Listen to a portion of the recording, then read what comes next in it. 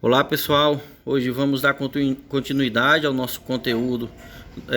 Na verdade, nós vamos finalizar o capítulo de número 5 acerca da Revolução Industrial. Hoje será o nosso roteiro de número 18. Muito provavelmente na próxima semana já será a nossa avaliação. E hoje nós vamos estudar acerca da luta dos trabalhadores.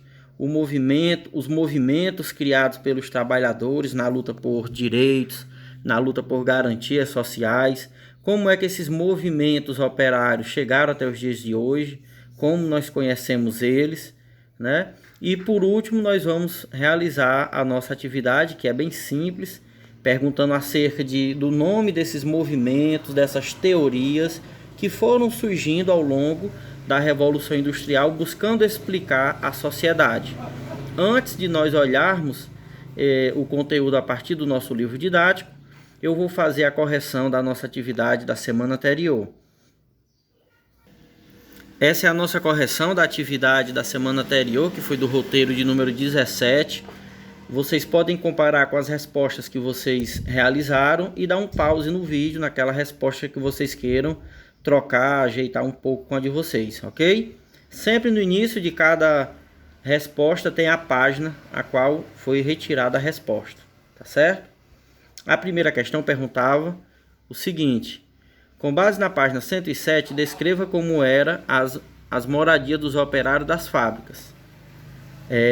A moradia dos operários eram construídas pelos próprios industriais próximos às fábricas. Essa proximidade, além de dispensar o gasto com transporte, possibilitava os patrões maior controle com a vida dos operários. Então vocês podem ver que o intuito não era a generosidade, mas sim economizar gastos e aumentar os lucros. Tanto controlar melhor a vida do operário, como também gastar menos.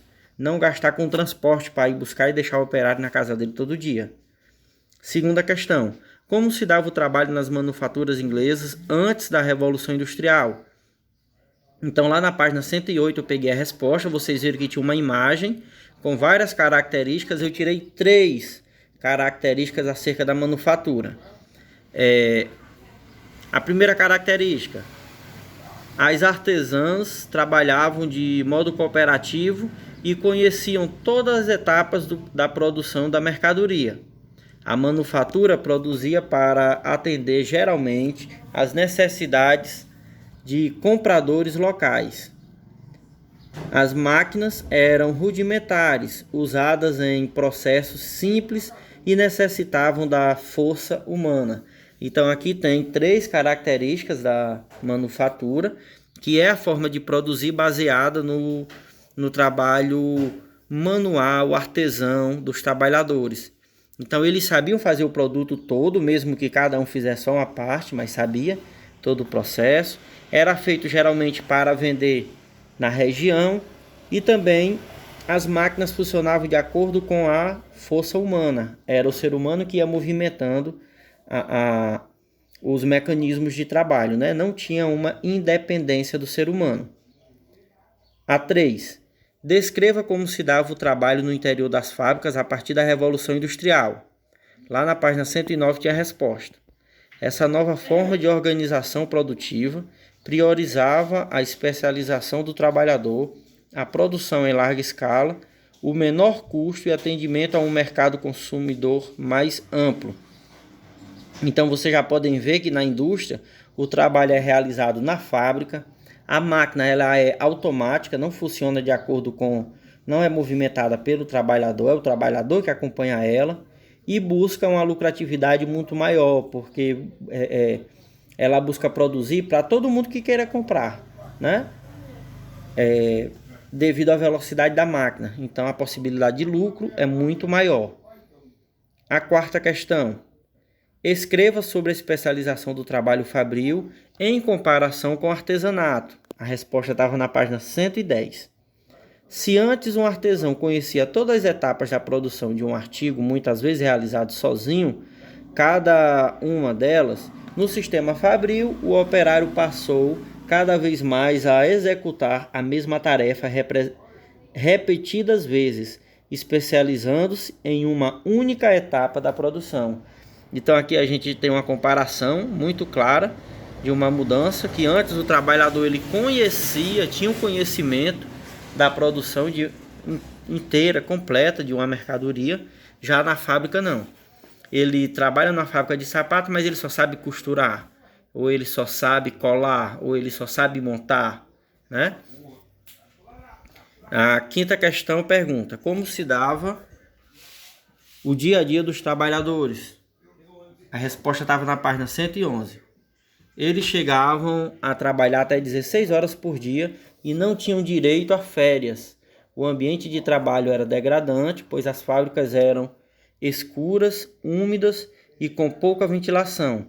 Além disso, os operários eram sempre vigiados por um feitor. Era comum a ocorrência de acidentes de trabalho e, nesses casos, os operários não recebiam ajuda financeira ou médica.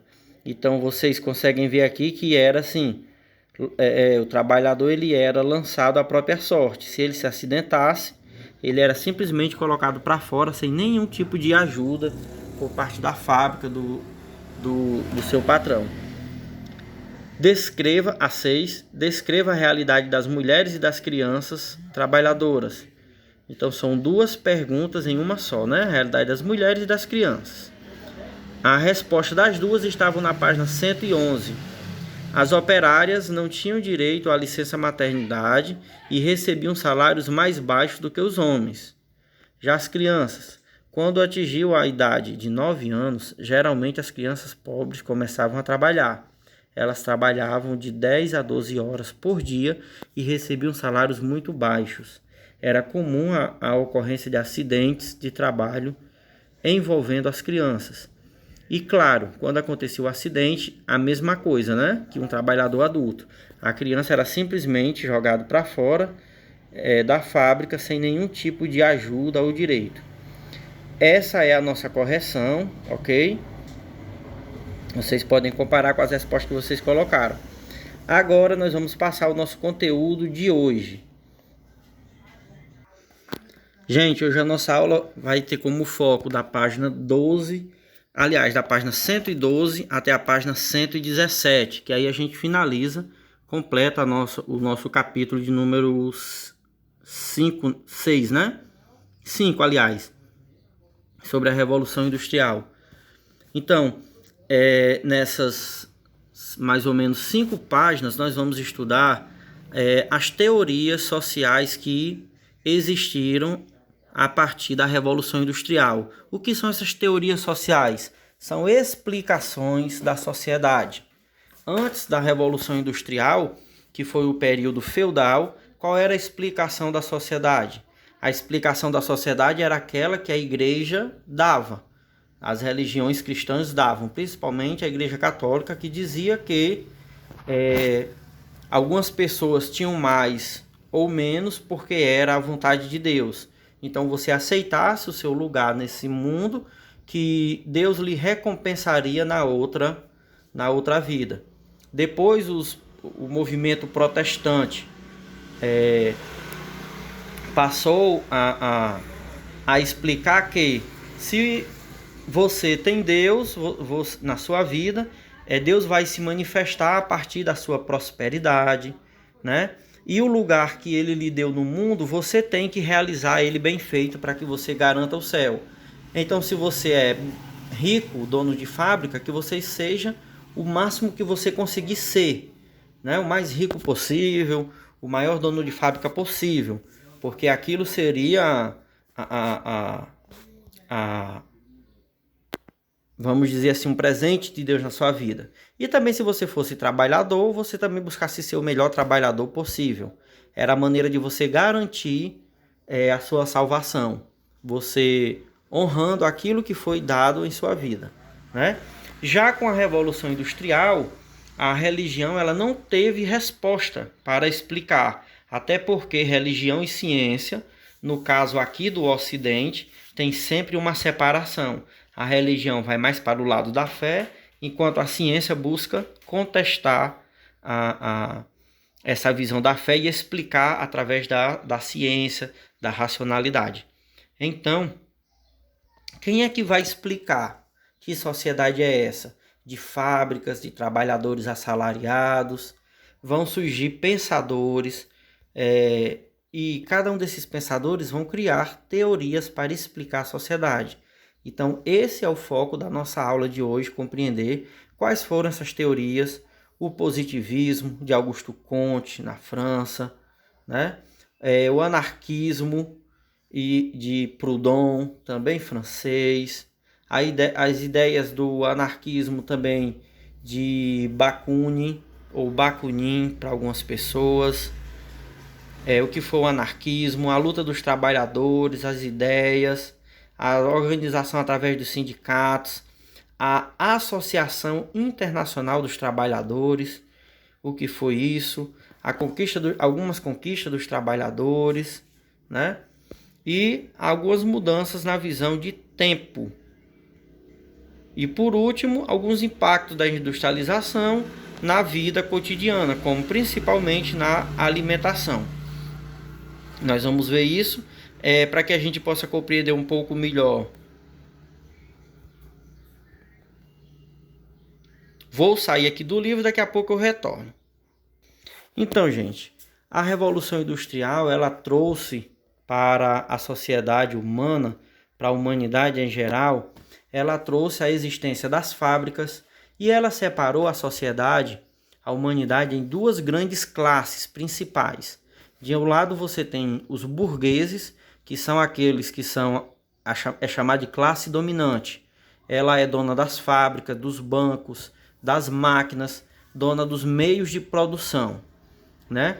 Do outro lado, você tem os operários, o proletariado, que são aquelas pessoas que não têm outra forma de sobreviver, apenas trocando a sua força de trabalho por um salário, né?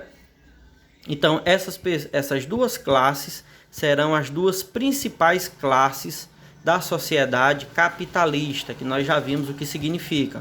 Uma sociedade que é baseada na produção de dinheiro para ganhar mais dinheiro. Essa é a sociedade capitalista, que é a sociedade da Revolução Industrial. Então, tio, vai haver outras classes? Sim, por exemplo, entre os burgueses, que são os donos das fábricas, dos bancos, do dinheiro, e os trabalhadores, que é aquele que trabalha em troca de um salário, vai ter, por exemplo, aí no meio, um pequeno número de pessoas que são chamadas de classe média, que é quem? O dono da fábrica, ele geralmente não é ele que vai estar lá mandando o trabalhador trabalhar, pastorando. Então ele bota o quê? Um gerente, um administrador, um supervisor.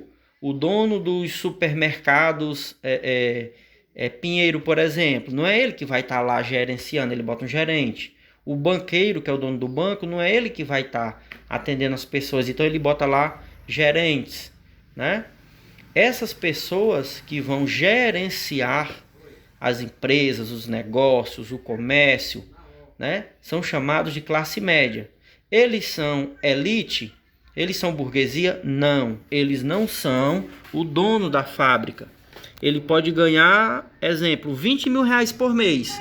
Isso quer dizer que ele é da burguesia? Não. Por quê? Porque ele não é o dono da fábrica. Na hora que ele for mandado embora, ele fica sem o salário dele. E aí ele vai ter que passar necessidade se ele não arrumar outro emprego equivalente àquele salário, né? Então, burguesia é somente os donos dos meios de produção, ok? Então, gente, com a Revolução Industrial e essa divisão entre ricos e pobres, burgueses e trabalhadores, surgiram explicações porque os trabalhadores começaram a lutar por direitos, né? Poxa, toda mercadoria que é vendida, quem produz somos nós. E os patrões cada vez mais ricos e a gente cada vez mais pobre, na miséria, os trabalhadores, né, se organizaram e começaram a lutar cada vez mais por direitos. Então começou a surgir explicações, teorias, doutrinas sociais.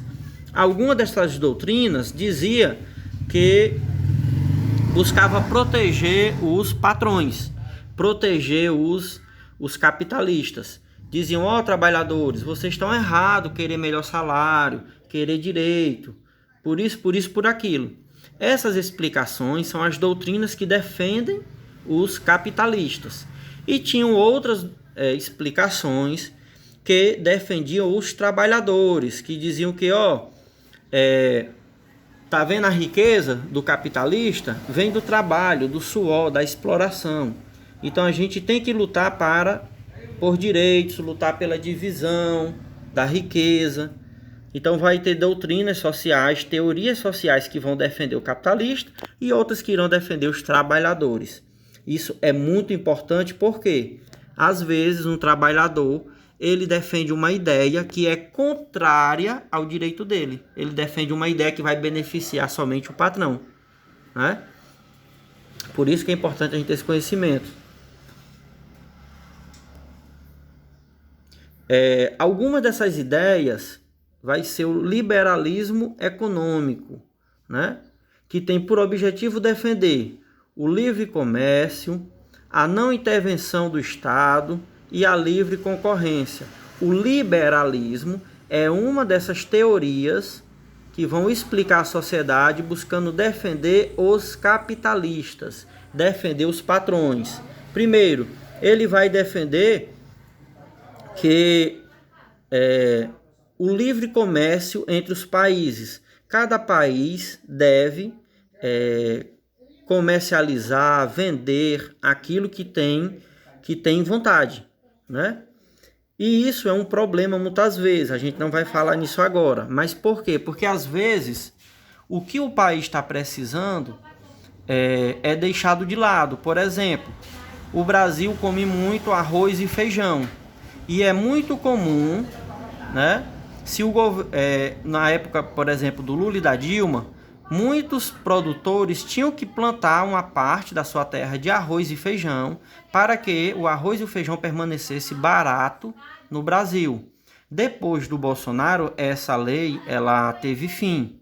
Então, o que aconteceu?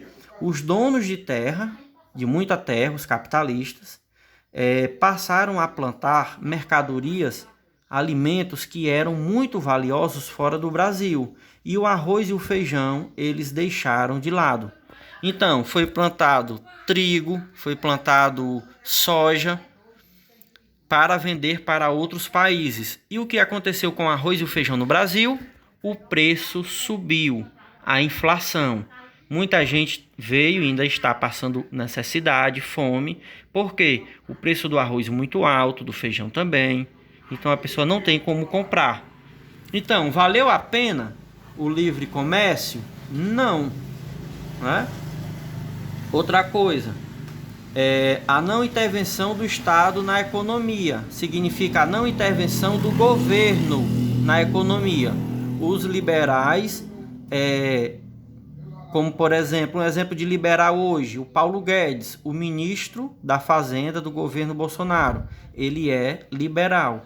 Ele defende que o Estado não se meta na economia. E qual é um dos problemas disso, gente? É que quando o governo não se mete na economia, o dono da fábrica ele vai pagar o que ele quiser para o trabalhador. Então os salários vão cair. Ele não vai dar direitos que o trabalhador tem direito àquilo. Então os trabalhadores vão ganhar menos, vão ser mais explorados. E também vão poder comprar menos. Vai ter um prejuízo também para as próprias fábricas. Por quê? Quem compra as mercadorias? Os trabalhadores, né? Então, isso é um problema. É ótimo para o dono da fábrica, mas para a população, para o país em geral, isso é um problema. E a livre concorrência, que dizer que toda a produção deve ser feita somente por fábricas, para que elas compitam entre si. Tio, isso não é bom não? Nem sempre. Vejam, por exemplo, tudo que vai se fazer hoje no país precisa de gasolina para você se locomover. Durante o período, por exemplo, do PT, qual era a política? O governo comandava a produção de gasolina no país. Então, por causa disso, quem mandava no preço era o governo. Depois do Temer e do Bolsonaro, a produção de combustível no país passou a ser é baseada na livre concorrência, ou seja, quem produz são empresas, como a Shell, como a Mobil. E aí o que é que a empresa quer? Lucrar. Então o que é que a empresa faz? Ela aumenta o preço do combustível, faz com que ele fique mais caro, né? Então, a livre concorrência é ótima para o capitalista, mas é muito prejudicial para o trabalhador. O pai da teoria do livre mercado, aliás, do liberalismo, é esse senhor aqui, chamado de Adam Smith. Ele era inglês, veja só, ele era do país onde surgiu a Revolução Industrial. Ele escreveu o livro A Riqueza das Nações, defendendo tudo isso, enquanto a Revolução Industrial já estava acontecendo, né? Thomas Malthus também é inglês, defendia o liberalismo e ele tinha uma ideia. Há um problema no mundo, que as pessoas mais pobres têm muito filho. Então, para que o mundo fosse um lugar melhor, tinha-se que impedir que as pessoas mais pobres tivessem muito filho. De um lado conscientizando e do outro deixando mesmo até que a pessoa morresse, muitas vezes o governo não desse salário, não desse ajuda, para que muitos pudessem ou morrer doença ou de fome, e também não querer ter filho por causa disso, para que não passe a mesma dificuldade, né? Então, era um defensor das ideias do capitalismo. Ele defendia os capitalistas, né? Aqui nós temos David Ricardo, que também era um defensor do capitalismo, né? Para ele, a questão da pobreza vem da ideia da lei da oferta e da procura. O que seria essa lei da oferta e da procura? Uma mercadoria que todo mundo tem, o preço dela vai cair. Já uma mercadoria que quase ninguém tem ela, o preço dela sobe. E o que acontece, por exemplo, na sociedade? Tem muitos trabalhadores, então o salário vai ser baixo, porque tem muita gente para trabalhar. Se um não quiser trabalhar, outro quer. Então o salário sempre tem que ser baixo, né? Então, para ele, a ideia da pobreza não tem um fim. Ela faz parte da sociedade e é assim mesmo, tem que aceitar. Outros pensadores, eles passaram a defender não a ideia só do capitalismo ou dos capitalistas. Passou a defender também os trabalhadores. Um desses movimentos era chamado de socialismo utópico.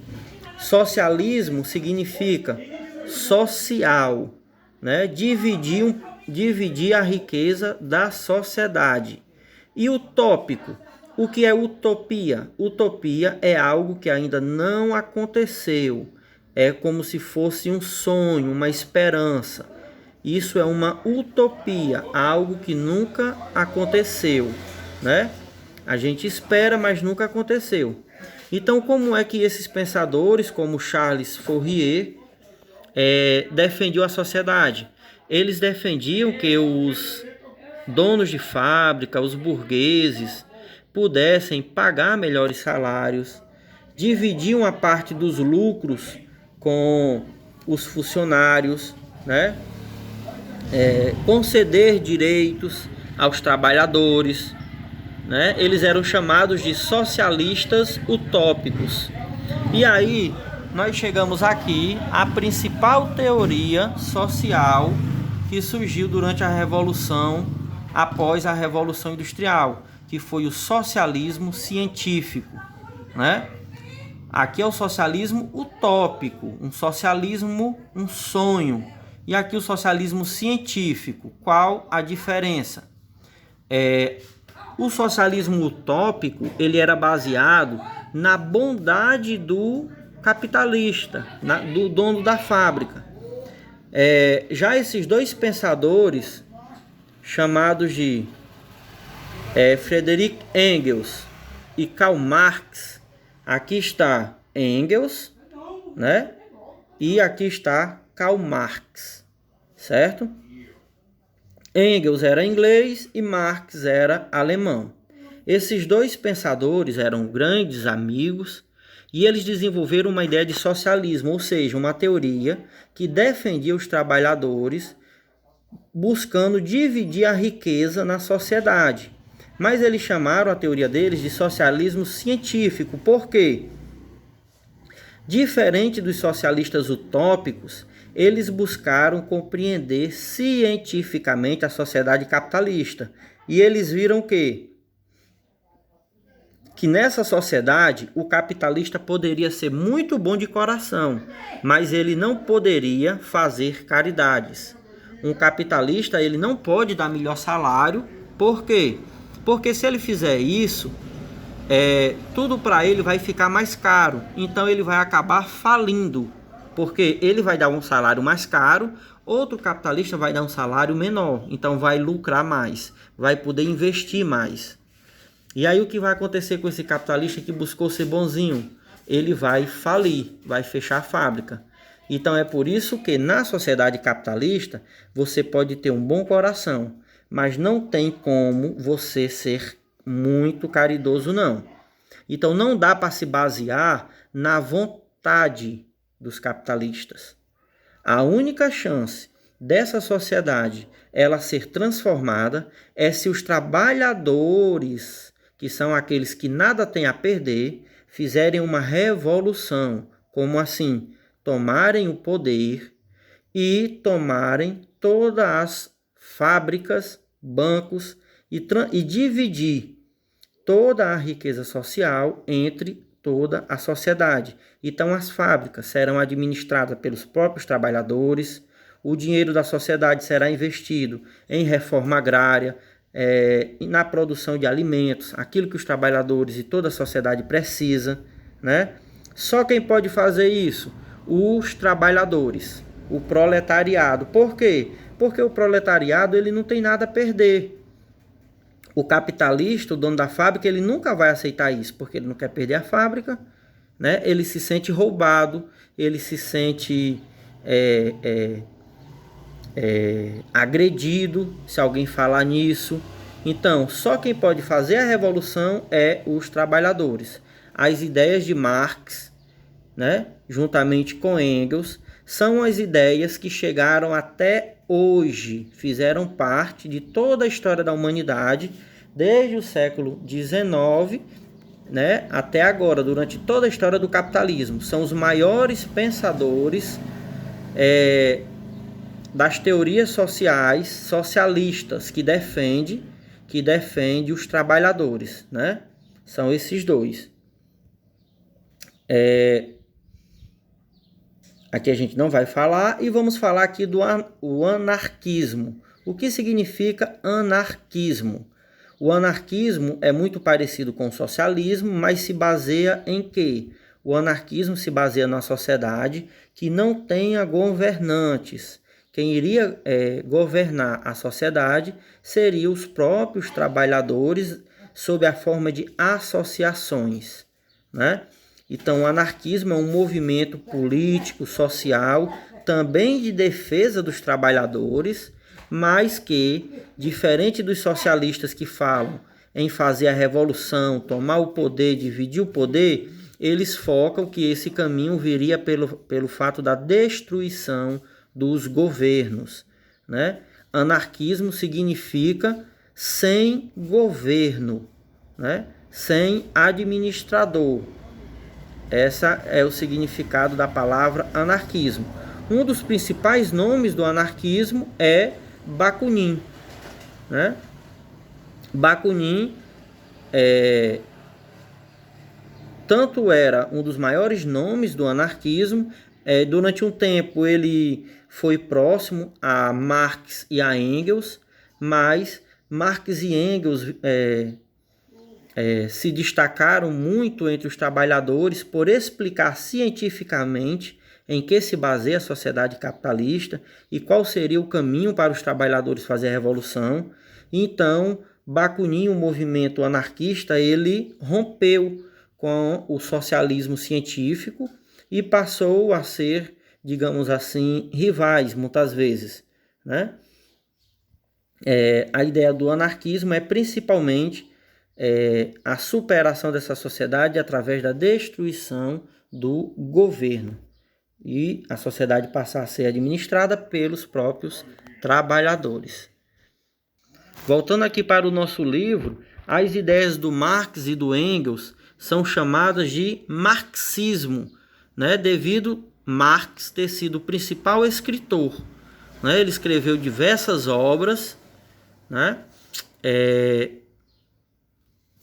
Deixa eu ver. Aqui, pessoal, acho que vocês podem ver aqui na minha estante, tem alguns livros do Marx e do Engels. Aqui são os livros de O Capital, né? São 3 livros sobre o Capital. Vocês podem ver que são livros bem grossos, né? A Ideologia Alemã, Grundrisses, todas essas são obras de Marx e Engels, buscando explicar o capitalismo, buscando também explicar, né? Buscando também explicar por que só os trabalhadores é quem podem fazer a revolução. Então essas ideias são conhecidas como marxismo, derivativo de Marx. O positivismo de Augusto Comte era a teoria social de que a sociedade ela teria que funcionar sem conflitos. Então, os trabalhadores eles tinham que aceitar o seu lugar de trabalhador, não fazer greve, não fazer nenhum tipo de mobilização, porque a sociedade seria, segundo Augusto Comte, um corpo. E aí já pensou se um órgão fizesse greve, o rim não funcionasse? Então, iria atrapalhar o funcionamento de todo o corpo.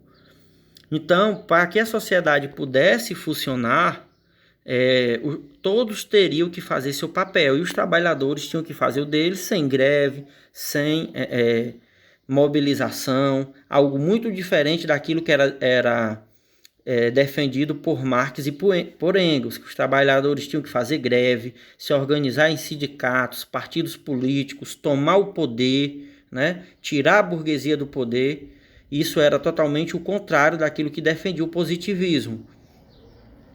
O anarquismo, a gente já viu o que significa a palavra anarquismo, é uma palavra que significa sem governo, sem administração. Era defendido que os trabalhadores deveriam governar a sociedade, né? O principal nome era Bakunin. E a luta dos trabalhadores, as principais ideias passaram a ser divulgadas em jornais, ideias por salário mínimo, porque em muitos lugares não existia salário mínimo, o capitalista pagava aquilo que queria, também por férias, por dia de descanso semanal que fosse pago, porque antes, aquele dia que o trabalhador parava, ele não recebia por ele.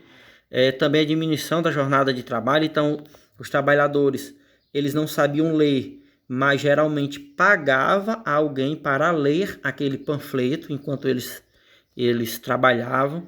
Os trabalhadores também realizaram vários tipos de greve, motins, como os ludistas, já vimos isso, né? Movimento dos quebra-máquinas. Se organizaram em associações, que hoje a gente chama de sindicatos, e chegaram a criar, com a ajuda do Marx e do Engels, a AIT, a Associação Internacional dos Trabalhadores, que contou com trabalhadores de todos os países da época que tinha indústria, né? Qual era a ideia?